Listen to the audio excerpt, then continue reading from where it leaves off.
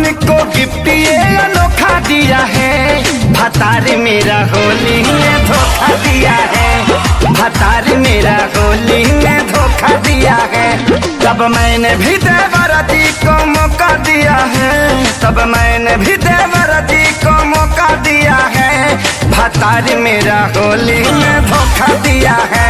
भतार मेरा होली में धोखा दिया है।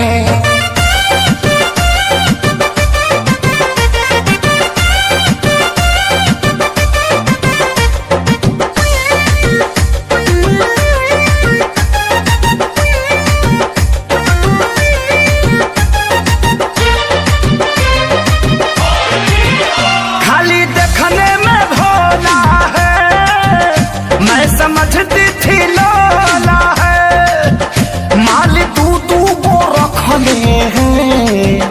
मेरे सखी ने बोला है, ए हो वो खाली देखने में भोला है। मैं समझती थी लोला है, माल तू को रखने हैं।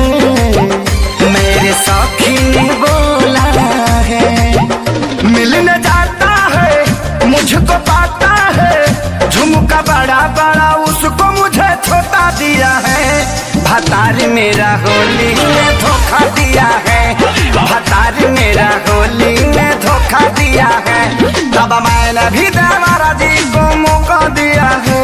तब मैंने भी देवरा जी को मौका दिया है। भतार मेरा होली में धोखा दिया है। भतार मेरा होली में धोखा दिया है।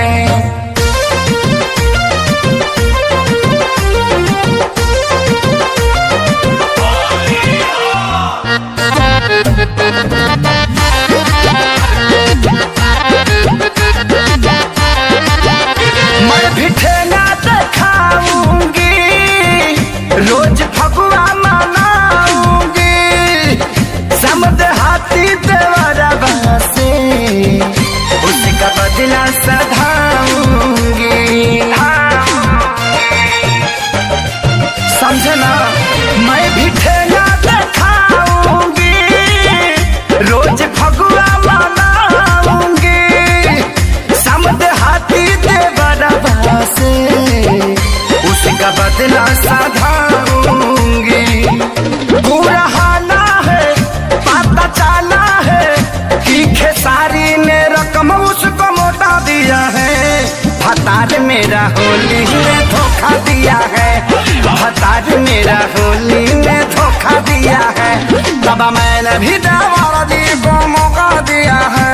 तब मैंने भी देवरा जी को मौका दिया है। भतार मेरा होली में धोखा दिया है। भतार मेरा होली में धोखा दिया है।